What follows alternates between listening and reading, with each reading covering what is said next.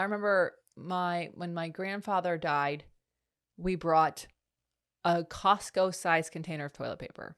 Right. And my mom's like, oh no, I read like you shouldn't just bring food because people's fridges are not that big and you're having a funeral, so everyone's bringing food or they're bringing flowers.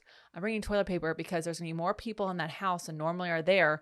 And like she probably hasn't, what is the size that she buys? Like a 6-pack, for 2 people. So like you bring a big thing and she brought big thing of napkins and like and like, yes, you look a little strange walking into a funeral with a big bag of toilet paper, but no one ran out.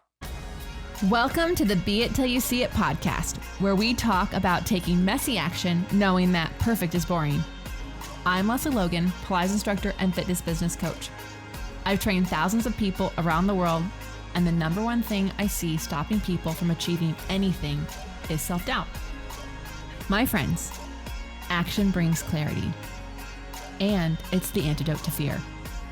Each week, my guests will bring bold, executable, intrinsic, and targeted steps that you can use to put yourself first and be it till you see it. It's a practice, not a perfect. Let's get started.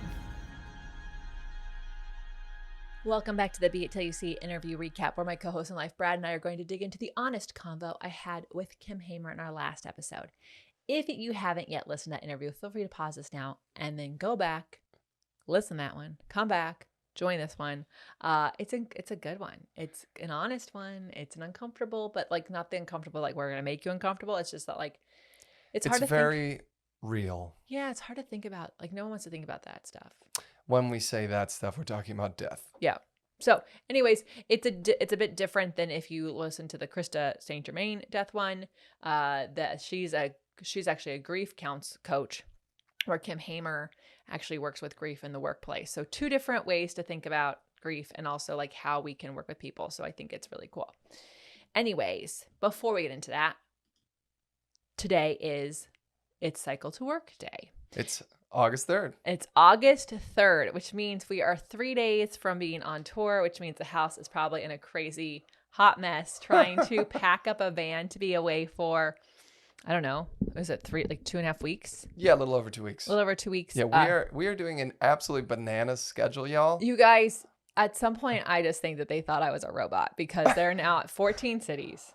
Yeah, we're at Redlands, Long Beach, Bakersfield, Hanford, which is basically Fresno, Modesto, Fairfield, Sacramento, Bend, Oregon, Portland, Oregon, Seattle, Washington. That's 10.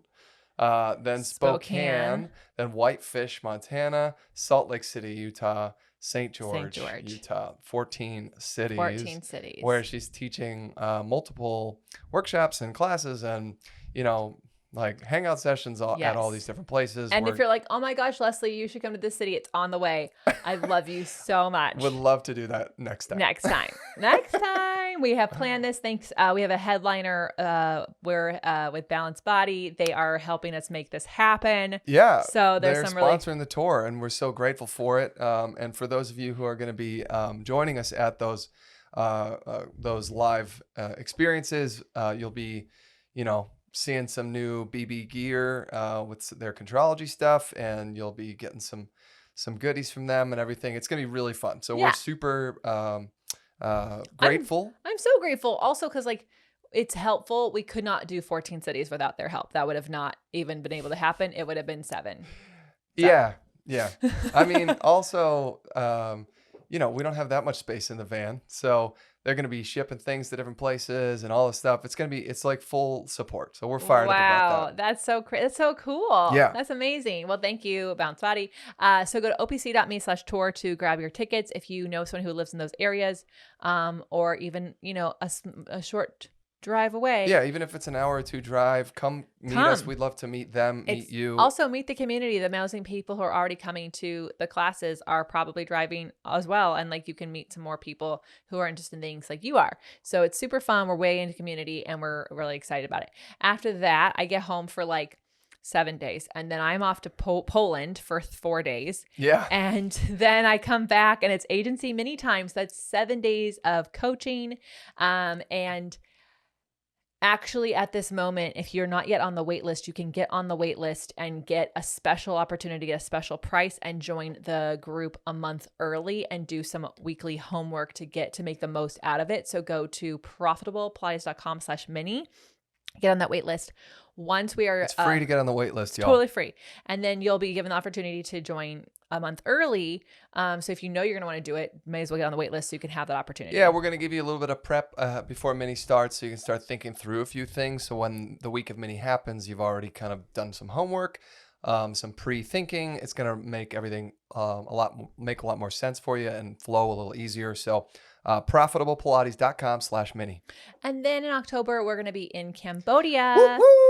Oh my God. Oh my God. We are so excited. I was just looking at pictures from the last got one. like a welling of emotion here. I'm also, so excited about this. I was just talking to Brad. So the day before yesterday, before recording this, so not August 2nd, but at the time we're recording this, I was in Santa Barbara. And Brad's like, what are you doing? I said, well, there's this dress I'm going to go buy because it's going to look great in Cambodia at the temples. And yes, ladies, you don't want to wear your leggings at the temples because yes, they do wick sweat away, but good luck peeling them off and putting them back on when you go to the bathroom. You definitely want to be in a beautiful dress. The tourists that I would see from all these different Asian countries would be like wearing these beautiful dresses and heels. And I don't know how they're walking through these temples in their heels, but I can tell you this. I don't wear heels. I wear tennis shoes, but I wear a dress. And I always wear a bright color because your pictures will be even more amazing. Yeah, they're so fun. Yeah. So leslielogan.co/retreat. Yeah, come join us. There's still room. And then I'm going to go rogue a little bit because we haven't updated November, but I have to tell you this. I am really close to allowing applications for Elevate to happen. Oh, right. And so that is, we open up the doors to applications to the people on the wait list first. We can only take 12 people in a group. So you want to go to leslielogan.co/elevate to get on that wait list. And we will be doing a little bit of announcement call, Q&A call thing, I'm sure soon, and applications will be open. Why don't you just briefly share what Elevate is? Oh, that's a great thing, huh? Don't you read my mind? Don't you know the secret thing I've been doing that we rarely ever publicize? Here's the deal. Exactly. So if you listen to FYFs, you might have heard about Elevate wins because I do share their wins a lot. So Elevate is a mentorship program for people who are already comprehensively trained, meaning you've been trained on the Reformer, Mat, Tower, Cadillac, and One to Chair. Anything else you've been trained on is a bonus. If you haven't, don't worry about it. You don't have to own those pieces of equipment. You have to have access to those pieces of equipment. Yep. And then But what's the point of it? So what I have found is that way too many teachers have imposter syndrome around teaching. They're more focused on being perfect and with themselves, with their clients. And so the point of Elevate is actually teach you how Joseph Plies taught my teacher and how my teacher taught the people that he's been around for decades. And so what I'm actually helping you do is like get rid of all this like rules and mumbo jumbo and like get really back into the intentions of the exercise and have a lot of fun with it. And it's crazy. You will elevate in more ways than one. I always say you're going to elevate your connection to the method, your teaching, and your personal practice. But in every group, somebody elevates in how they learn how to work with other people, how they learn how to work with their clients, how they learn how to work with their bosses, how they treat themselves. It's a journey. It's about 9 months. Yeah. From start to finish, give or take, due to the calendar. But like, it is really fun, and we meet virtually. They get a certificate from us. Yes, you can get CECs from each of the weekends. We have them separated out so that you can use them how you need to. And while it is virtual, we do let people, if you want to visit Vegas, you can come and be in person for some of the stuff. And so my Elevate people get a lot more access to me, more than anybody else when it comes to the Pilates method and nerding out. OPC would be the next, but you get questions on exercises in your practice, not like how to teach it. So Elevate's the place you want to be if you're really wanting to have an amazing community. And what's so cool is we're about to wrap up round 2. Round 1, can't even wait to meet them. Round 3 will wrap up in September.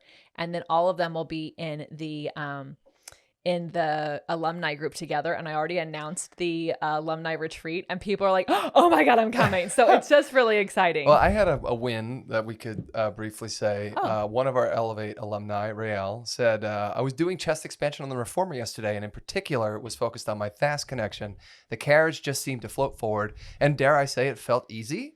And now it's finally clicked what so many who have taught me were looking for with grounding my knees and pulling my thighs towards each other. So just like even after the program is finished, Rael went through Elevate Round 1. That was like a year and a half ago now. Yeah. And that win was from a week and a half ago. So, it's like continuous focus and wins, and what an awesome Round 1 is still having a massive party. Like they still teach each other. They still like their partners still meet up. It's like kind of crazy. So I love what we're creating. If you are wanting to feel like you have a family, if you're wanting to feel like you have a safe place to ask the questions that really are burning you, if you want to feel like you have a place where you can be perfect, that's where Elevate is. Yeah, so go to leslielogan.co/elevate and get yourself on the wait list. Again, that's free. All right, so let's get into it. We have an audience question, though. Yeah, love it. Okay, cool. So Amanda, thanks so much for writing in, said, hey, I would love to know your recording prep strategy. I know classical has an order, but every time I write notes for classes, I go rogue. It always seems to work out, but then I'm like, dang it, I wanted to do X, and she kind of forgot what she had prepped. So she's clearly talking about, Amanda's clearly talking about filming classes that must go on some website somewhere. Yeah, so anytime you're filming anything, so if you're about to skip through because you're like, I don't film anything, anytime you're about to prepare anything that is for someone else to consume, a speech, whether you're at work and you have to do a presentation, anything like that, this is going to help. I promise. You can find yourself in the story. So first of all, I would like to just tell you, I go rogue all the time. In fact, you just went rogue when you were filming for PA. For Pilates Anytime. They literally stopped and they're like, hey, you want to do this? And I was like, yep, we're not doing it. You also skipped this. Oh, I said I also skipped 6 exercises right at the beginning. Here's the deal. Like I want you to know this. When you recognize you've gone rogue, if you are in a position to like stop, pause, and potentially go back, ask yourself if you want to. Like, does it really make a difference? So I decided in the moment, like I was filming for Pilates Anytime, I decided in the moment we changed the beginning, which is why I think that happened. Like I decided to add something into the beginning. And then I got so obsessed with how that felt, I just skipped 6 exercises of rowing, and I realized it too late to go back. There was like, we're like 10 more exercises and like it would just have been a disaster. And I'm not someone who can like pick up where I left off. So I just decided I was going to actually add 2 of the rowing exercises in a kneeling exercise where they could be done, and just let it go. Because the reality is that those exercises were not put in there to make the point I was trying to make. They were part of the point I was trying to make, but I still had the rest of the exercise that I could call upon. Yeah. And so I gave myself permission. Like you need to know this.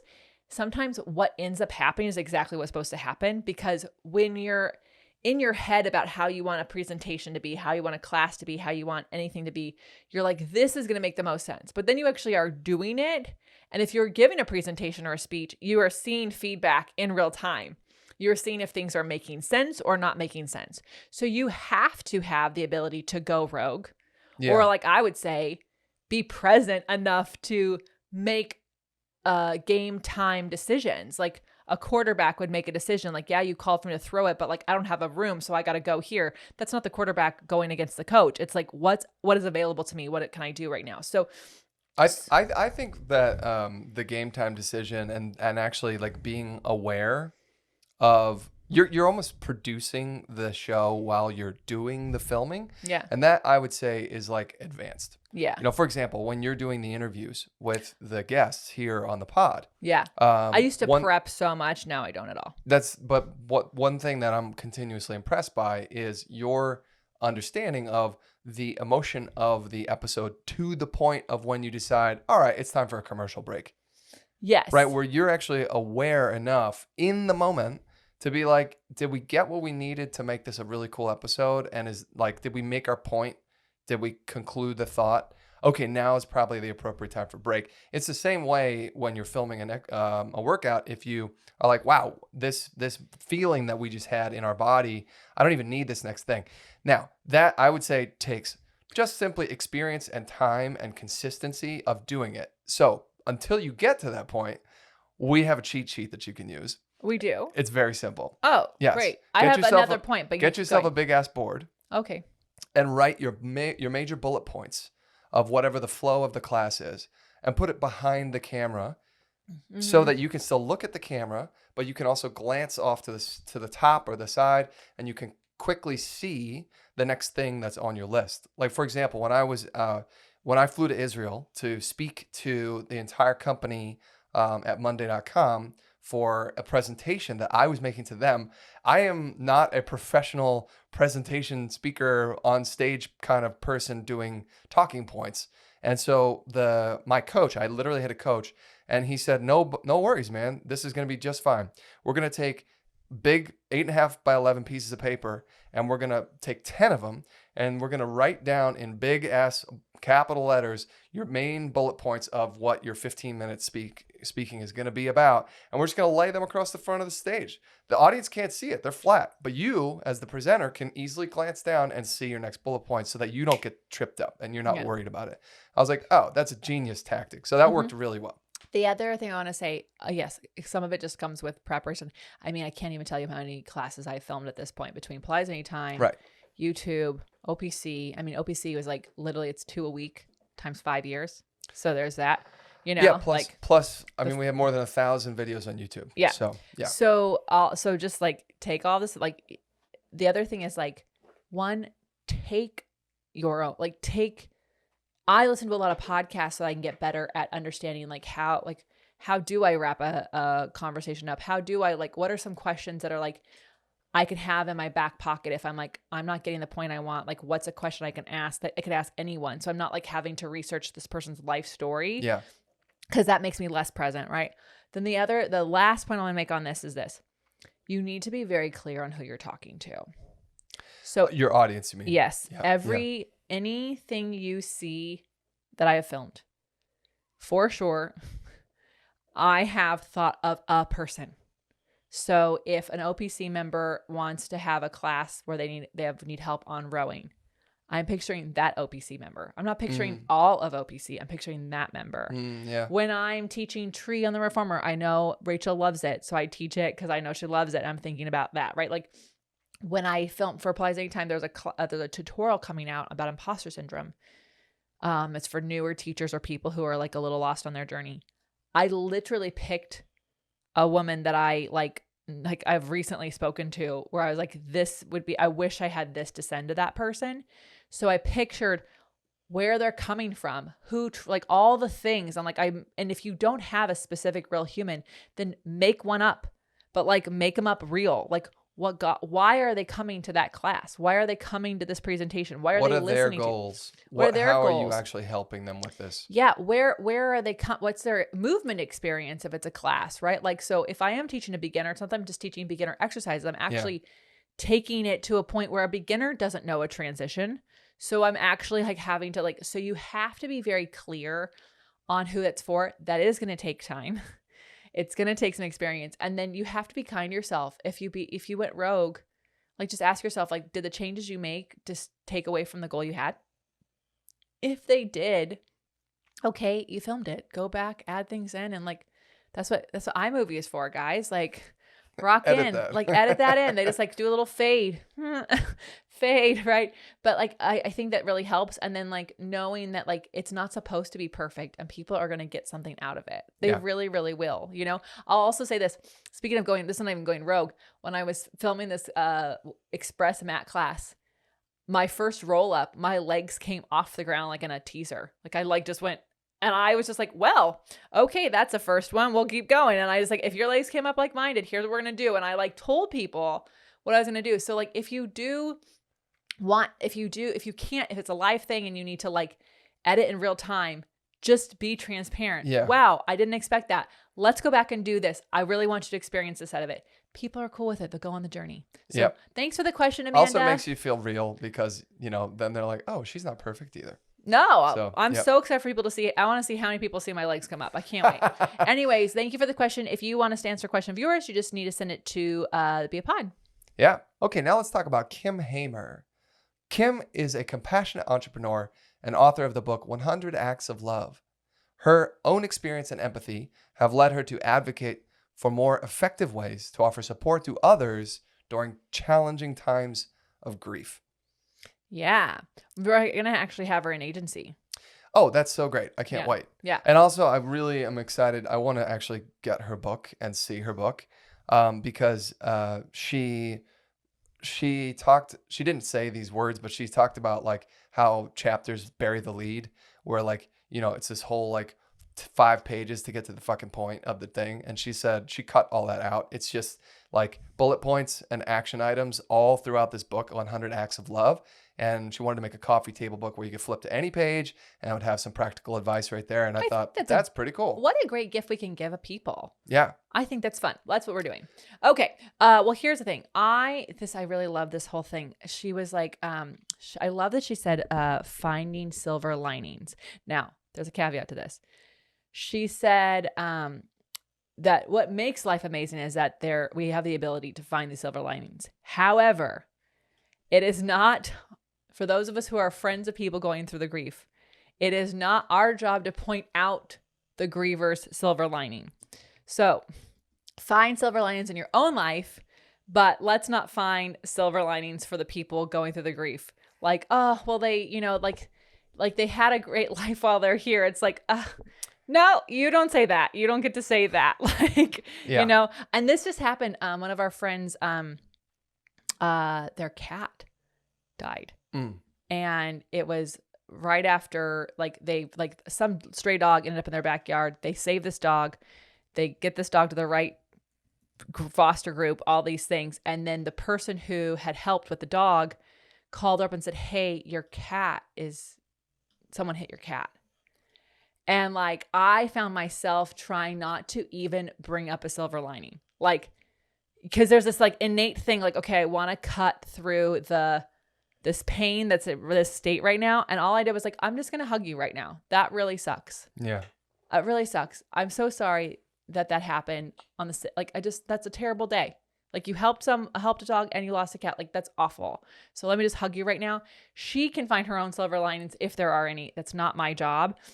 However, I can find silver linings in my own life. And she mentioned, well, I think that like the natural inclination is to come up with a reason, an excuse, or a justification. Excuse is the wrong word, but just like, we like reasons. You have to explain, I feel like closing the loop, it's the open loop, closed loop thing here. Yeah. And it's for you as the friend feeling the need to have a closed loop for you. And that's where this becomes selfish, right? Your job is not to close their loop. No. You can't do it. All you can do is support them in the experience that they're having. And when we come to the table and say, oh, well, this just must be, the will of God or something like that. Like, that's the one that comes to me the most obvious, because when I grew up in the church and that's what everyone said, oh, this is preordained, or this is like out of your control, or any of those things. That was never satisfying. It always actually made me angry. And also, it's like, it actually just makes the person who I was talking to feel like, oh, well, I don't need to worry about this because it's out of, it's controlled by somebody else or whatever. Yeah. And so they were saying it for fucking them, not for me. Yeah. Right. And so we may inadvertently be doing exactly that same thing when we're trying to help someone come up with a reason for why it happened. And really, you don't need to do it. In fact, it doesn't support them at all to doing that.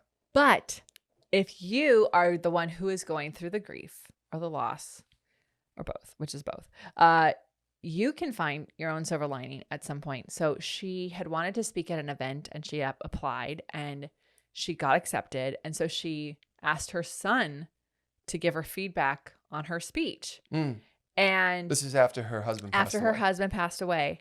And it was like really fun because she got feedback from him and she was able to say like, thank you for this. Your dad would have been really proud of you if he was still here. And then she realized if her husband was alive, she might not have even asked her son for support. So the bond she's having with her kids is at a different level because of their shared loss. And she said, like, if my husband had been around, like, I probably would have asked him. Would have asked him. And I never would have asked my son. And, I think that's really special. I think that's really special. So, finding. Now, here's another thing I want to say about that. That didn't happen for years. Yeah. Until after her husband passed away. Yeah. So her, finding something good in it was way after the fact, and that's okay. Yeah, I think that's okay. We actually had somebody like after Krista's episode dropped, we were talking about like the heart actually breaks, like the heart, that's like an actual feeling that the heart has. And somebody like wrote in, like I didn't think I'd make it past year 1. I can't believe I'm at year 5.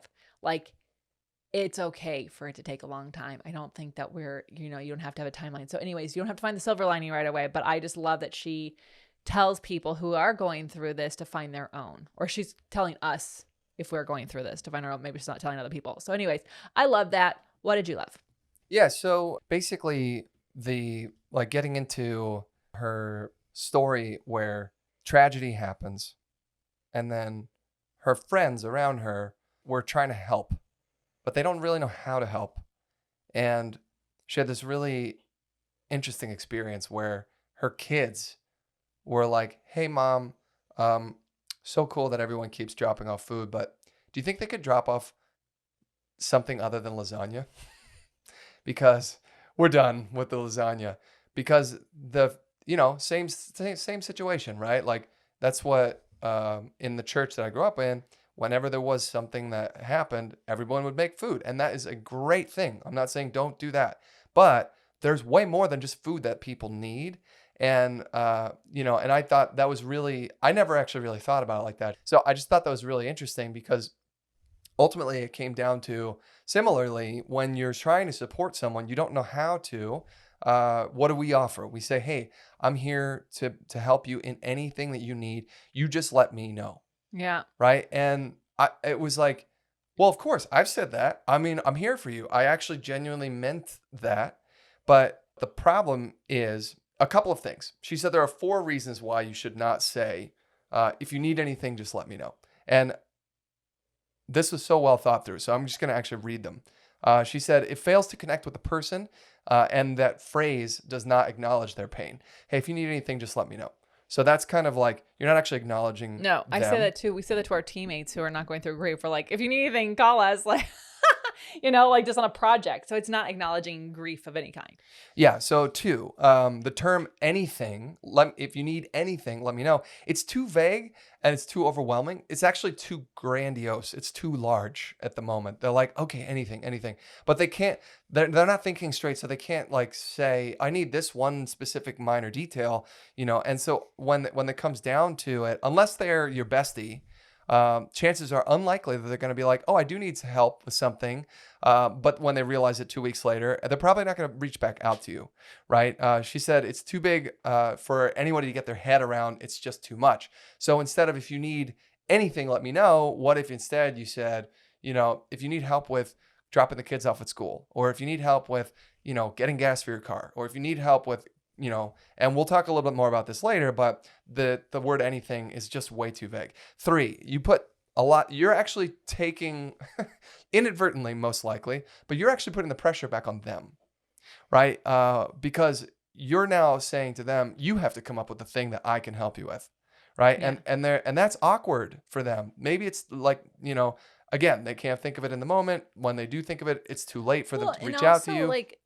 I just think like there's some simple things. Just drop off some Visa gift cards, y'all. Like they can just cash, totally. Yeah. I mean, like also, I'll never forget. I remember when my grandfather died, we brought a Costco-sized container of toilet paper. Right. And my mom's like, "Oh no, I read like you shouldn't just bring food because people's fridges are not that big, and you're having a funeral, so everyone's bringing food or they're bringing flowers. I'm bringing toilet paper because there's gonna be more people in that house than normally are there, and like she probably hasn't."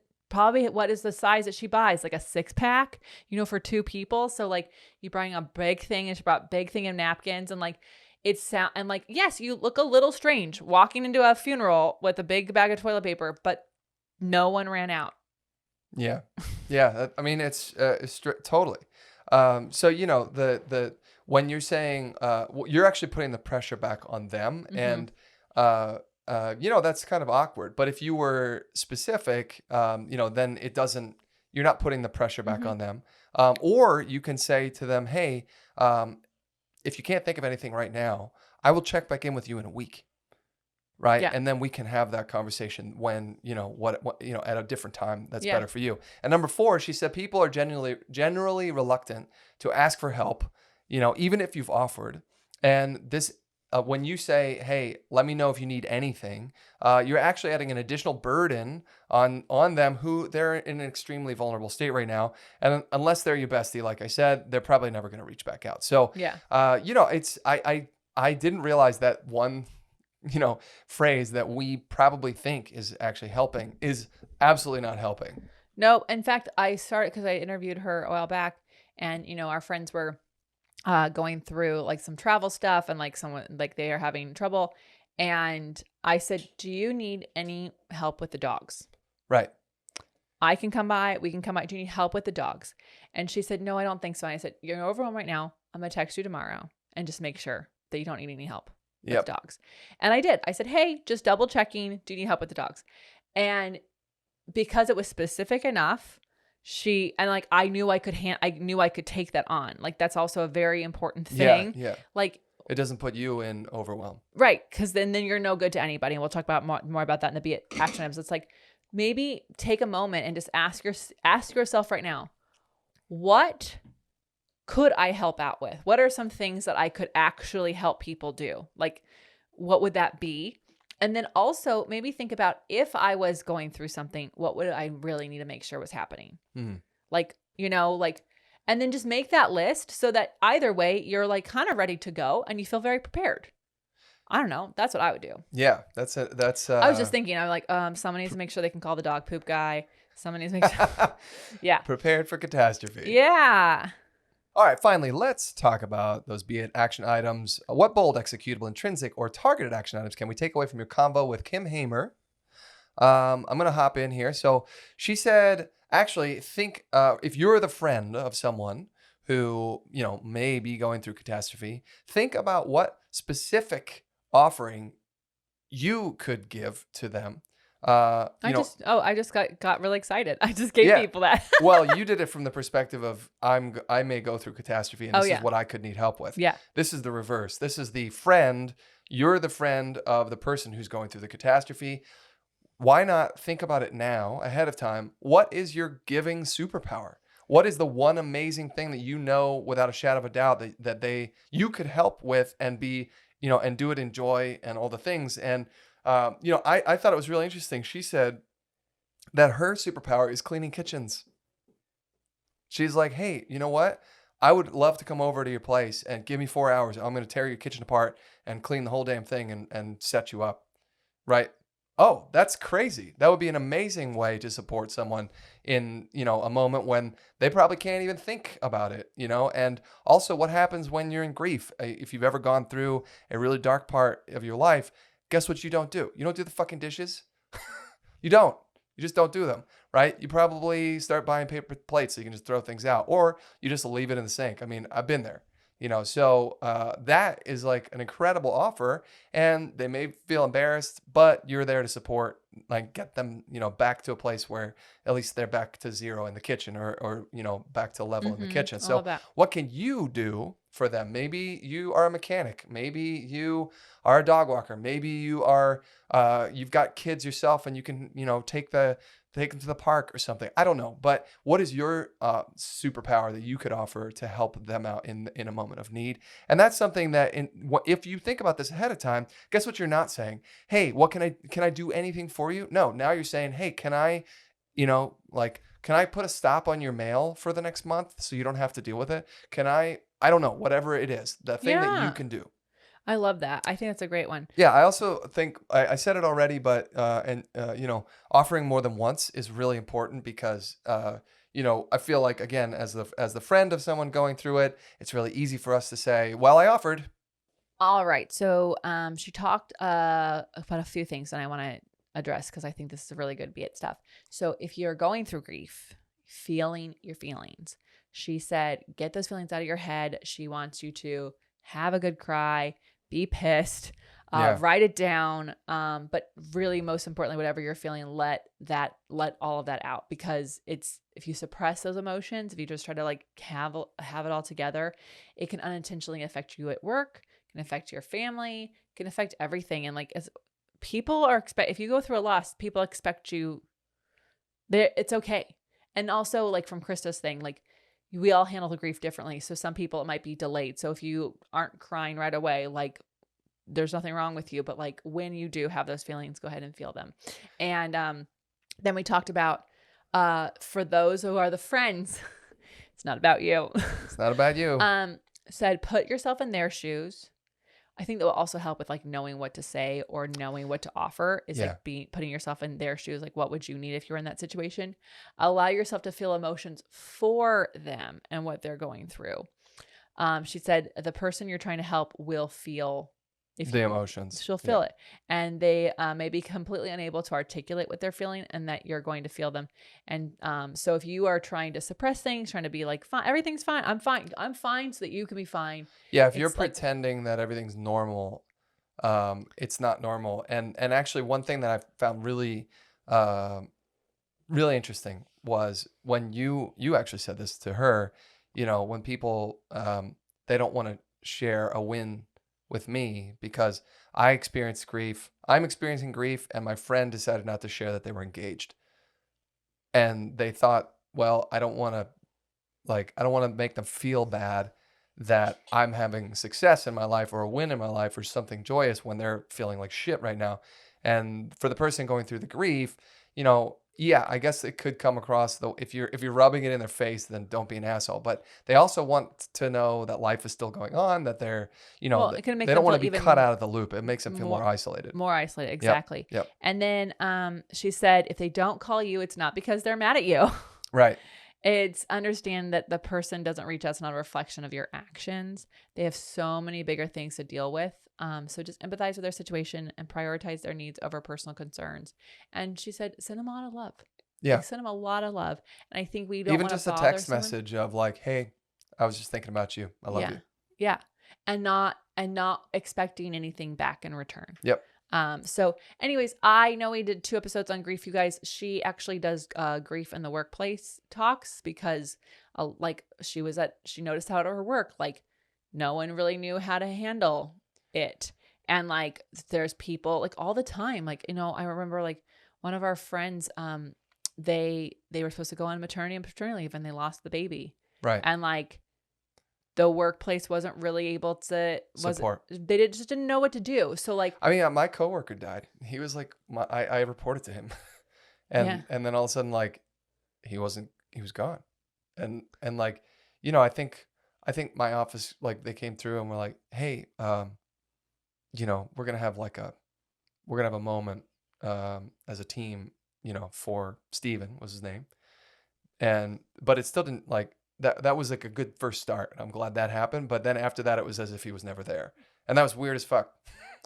Yeah. That's really weird. Yeah. And I think people don't really know. And it's like, yeah, it's work, but it doesn't mean that like you didn't have a relationship with this person. Exactly. And so it's like, so I think it's really great. And that's why she's coming into agency to talk with us because like, I always would remember like, oh my God, what if my 9 a.m. clients are dead? Like, yeah, you know, like that's like a whole different way of losing a client. So at any rate, you guys, I hope that this really helps you be it till you see it when it comes to these like not so fun, exciting things to talk about in our lives that will happen. Yep. So I'm Lesley Logan. And I'm Brad Crowell. Thank you so much for joining us today. How are you going to use these tips in your life? We want to know. So tag Kim Hamer, tag the Be It Pod. And until next time, be it till you see it. Bye for now. That's all I got for this episode of the Be It Till You See It podcast. One thing that would help both myself and future listeners is for you to rate the show and leave a review. And follow or subscribe for free wherever you listen to your podcast. Also, make sure to introduce yourself over at the Be It Pod on Instagram. I would love to know more about you. Share this episode with whoever you think needs to hear it. Help us and others be it till you see it. Have an awesome day. Be It Till You See It is a production of the Bloom Podcast Network. It's written, filmed, and recorded by your host, Lesley Logan, and me, Brad Crowell. It is produced and edited by the epic team at Diseño. Our theme music is by Ali at Apex Production Music, and our branding by designer and artist Gianfranco Chofi. Special thanks to Melissa Solomon for creating our visuals and Samena Velazquez for our transcriptions. Also to Angelina Herrico for adding all the content to our website. And finally to Meredith Crowell for keeping us all on point and on time.